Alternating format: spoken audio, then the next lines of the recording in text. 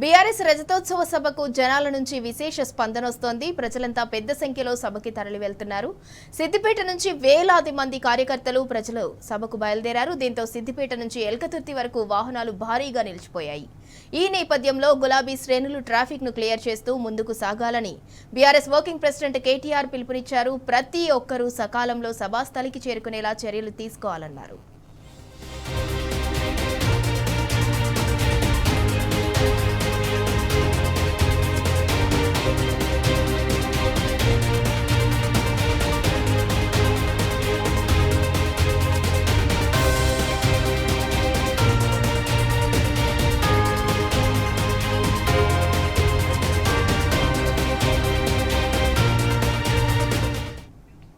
BRS రజతోత్సవ సభలకు జనాల నుంచి విశేష స్పందన వస్తోంది. ప్రజలంతా పెద్ద సంఖ్యలో సభకు తరలి వెళ్తున్నారు. దీంతో సిద్దిపేట నుంచి వేలాది మంది కార్యకర్తలు ప్రజలు సభకు బయలుదేరారు. దాంతో సిద్దిపేట నుంచి ఎల్కతుర్తి వరకు భారీగా ట్రాఫిక్ జామ్ అయింది.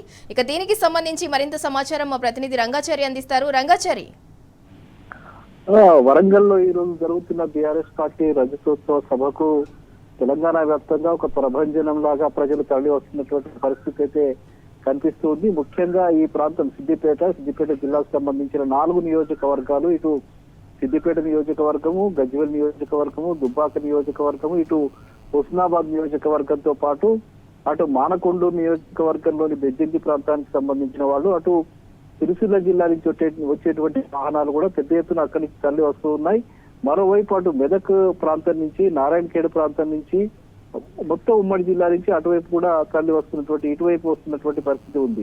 ఇక అటు నిజామాబాద్ వైపు నుంచి, కామారెడ్డి వైపు నుంచి వచ్చేటువంటి వాహనాలు, నిర్మల్ ప్రాంతం నుంచి వచ్చేటువంటి వాహనాలు కూడా సిద్దిపేట ప్రాంతం మీదుగానే సిద్దిపేట మీదుగా హుస్నాబాద్ అట్లా ఎల్కతుర్తి వరకు వెళ్లాల్సి ఉంటుంది. ఈ రహదారి సుమారు సిద్దిపేట నుంచి ఎల్కతుర్తి వరకు సుమారు 75 కిలోమీటర్ల రహదారి ఉంటుంది. ఈ రహదారి అంతా కూడా సిద్దిపేట నుంచి ఎల్కతుర్తి వెళ్ళేటువంటి రహదారి అంతా కూడా ఇప్పుడు జామ్ అయిపోయినటువంటి పరిస్థితి. ఎందుకంటే వరుసగా వాహనాలు వస్తూ ఉన్నాయి. ఇటు గజ్వేల్ వైపు నుంచి, అటు మేడ్చల్ వైపు నుంచి వస్తున్నటువంటి వాహనాలు, మేడ్చల్ జిల్లా, రంగారెడ్డి జిల్లా నుంచి వస్తున్న వాహనాలు కూడా ఇక్కడి నుంచి ఈ రూట్ నుంచే రావాలని చెప్పి షెడ్యూల్ ఉన్న నేపథ్యంలో వేలాదిగా వాహనాలు తరలి వస్తున్నాయి. లక్షలాదిగా ప్రజలు తరలి వస్తున్నటువంటి పరిస్థితి ఉంది. ఈ నేపథ్యంలో వాహనాలన్నీ కూడా సభా ప్రాంగణానికి చేరుకోవడానికి వెళ్తున్న క్రమంలో మధ్యలో అక్కడక్కడ కొన్ని వేరే రూట్ నుంచి, అటు కరీంనగర్ రూట్ నుంచి ఎల్కతుర్తి వైపు నుంచి వచ్చేటువంటి వాహనాలు ఒకవైపు నుంచి వస్తున్నాయి. అటు మధ్యలో కొన్ని చిన్న రహదారుల నుంచి, అటు హుస్నాబాద్ నియోజకవర్గంలోని గ్రామీణ ప్రాంతాల నుంచి వచ్చేటువంటి వాహనాలు కావచ్చు, ఇటు కోహెడా ప్రాంతం నుంచి వచ్చేటువంటి వాహనాలు కావచ్చు, అటు కరీంనగర్ జిల్లా నుంచి మార్గం అంటే వేరే మార్గాల గుండా వస్తున్నటువంటి కొన్ని వాహనాలు కావచ్చు. ఒకవైపు హుస్నాబాద్ వద్ద కొంత ఎదురుగా వచ్చినటువంటి పరిస్థితి ఉన్న నేపథ్యంలో కొంత జామ్ అయినటువంటి పరిస్థితి నెలకొంది. మరోవైపు ఎలకతుర్తి వైపు అయితే ఒక వేలాదిగా ఇప్పటికే వాహనాలు తరలి వస్తున్నటువంటి పరిస్థితి ఉంది. ఇటు దాదాపు కొండపాక వరకు, గజ్వేల్ వరకు కూడా వరుసగా వాహనాలు తరలి వస్తున్నటువంటి పరిస్థితి ఉందని చెప్పి అక్కడి నుంచి బీఆర్ఎస్ పార్టీ నాయకులు చెప్తున్న దాన్ని బట్టి తెలుస్తుంది. అయితే ఇంత పెద్ద సంఖ్యలో వాహనాలు తరలి వస్తున్నప్పటికీ కూడా పోలీసులు చేస్తున్నటువంటి వ్యవహారం, ప్రభుత్వం నుంచి వస్తున్నటువంటి వ్యవహారం చూస్తుంటే మాత్రం చాలా ఆశ్చర్యాన్ని కలిగిస్తూ ఉన్నది. ఇది ప్రజలకు సంబంధించిన ఒక ఈవెంట్ గా జరుగుతూ ఉన్నది. ప్రజలంతా కూడా సభకు వెళ్తున్న సమయంలో రాజకీయాలకు అతీతంగా సభకు వెళ్లేటువంటి ప్రజలకు ఇబ్బంది కలగకుండా చూడాల్సిన బాధ్యత అటు ట్రాఫిక్ పోలీసుల మీద గానీ ఉంటుంది. అది పర్మిషన్ తీసుకుని నిర్వహిస్తున్నటువంటి సభ.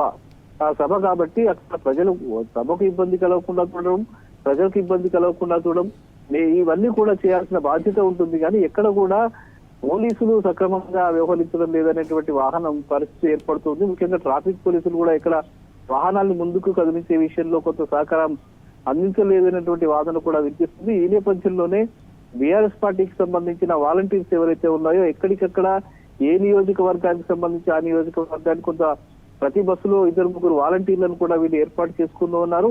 ఎక్కడైనా ఏ ఇబ్బందులు వచ్చినా కూడా వాళ్ళు దాన్ని క్లియర్ చేసుకునే విధంగా ఒక ఏర్పాటు అయితే జరిగింది. కానీ ముందున్నటువంటి వాహనాలను పంపించేందుకు అవసరమైనటువంటి ఏర్పాటు చూడాల్సిన బాధ్యత అయితే అక్కడ పోలీసు యంత్రాంగం కానీ, ట్రాఫిక్ పోలీసులు కానీ చూడాల్సి ఉంటుంది. అక్కడ ఉండేటువంటి స్థానిక పోలీసులు కలగజేసుకుని వాటిని క్లియర్ చేసి పంపించాల్సిన అవసరం ఉంటుంది. కానీ ఒకవైపు ఏమో ఒక ఉప్పెనలాగా వాహనాలు తరలి వస్తున్నటువంటి పరిస్థితి ఒకవైపు ఉంది. పెద్ద ఎత్తున ఆ ప్రాంతం అటు నారాయణఖేడ్, సంగారెడ్డి, జహీరాబాద్ ప్రాంతాలకు సంబంధించిన వాహనాలు కూడా ఇటువైపు వస్తున్నటువంటి పరిస్థితి ఉంది. ఉమ్మడి జిల్లాకు సంబంధించిన వాహనాలని అటు ఆదిలాబాదు, కామారెడ్డి, నిజామాబాదు, నిర్మల్ ఆ ప్రాంతం నుంచి ఇటు సిరిసిల్ల వైపు నుంచి కూడా వందలాదిగా వాహనాలు తరలి వస్తున్నటువంటి పరిస్థితి ఇక్కడ కనిపిస్తుంది. ఈ నేపథ్యంలో పెద్ద ఎత్తున ప్రజలు సభకు వెళ్లాలని ఒక ఆకాంక్షతోటి స్వచ్ఛందంగా తరలి వెళ్తున్నటువంటి పరిస్థితి అయితే కనిపిస్తుంది. నిజానికి తెలంగాణ ఉద్యమ సమయంలో ఎట్లాంటి పరిస్థితి అయితే ఎదురైందో కొన్ని సందర్భంగా వరంగల్లో గతంలో జరిగినటువంటి శంఖారావం సభ కావచ్చు, దాదాపు 20 లక్షల మందితో జరిగినటువంటి సభ ఏదైతే జరిగిందో అదే తరహాలో మళ్ళీ ఒకసారి ఇప్పుడు ఈ పరిస్థితి ఒక ఉద్యమ సమయంలో జరిగినటువంటి సభలు, సిద్దిపేటలో జరిగినటువంటి ఉద్యోగ గర్జన సభ కావచ్చు, కరీంనగర్ లో జరిగినటువంటి భారీ బహిరంగ సభ కావచ్చు, ఇట్లాంటి సభలను తలపించే దిశగా మరొక్కసారి ఒక ఉద్యమ స్ఫూర్తితోటి ప్రజలు తరలి వస్తున్నటువంటి పరిస్థితి ఇక్కడ కనిపిస్తూ ఉన్నది. నిజంగా ఇంత ఇంత ఇంత స్పందన ప్రజల నుంచి వస్తుందని చెప్పి నిజంగా బీఆర్ఎస్ పార్టీ కూడా ఊహించి ఉండదు. ఎందుకంటే వీళ్ళు అంచనా వేసింది ఒక 5 నుంచి 10 లక్షల వరకు వస్తుందని అంచనా వేశారు, కానీ అది దాటిపోయేటువంటి పరిస్థితి కనిపిస్తుంది. ఎక్కడ చూసినా ప్రజల్లో ఒక ఉత్సాహవంతమైన చైతన్యవంతమైనటువంటి స్పందన కనిపిస్తుంది. సభకు వెళ్ళాలి, కేసీఆర్ గారి ప్రసంగం వినాలి, ఆయన ఇచ్చే సందేశాన్ని తీసుకుని మళ్ళీ గ్రామాలకు వెళ్ళాలి. ఈ ప్రభుత్వం చేస్తున్నటువంటి దుశ్చర్యల్ని, వాళ్ళు ఇచ్చిన హామీల విషయంలో నెరవేర్చకుండా చేసిన మోసాన్ని మళ్ళీ ఎండగట్టడానికి సిద్ధం కావాలనే ఒక ఆకాంక్షతోటి ప్రజలు తరలి వస్తున్నట్టుగా మనకు అర్థమవుతూ ఉన్నది ఈ పరిస్థితి.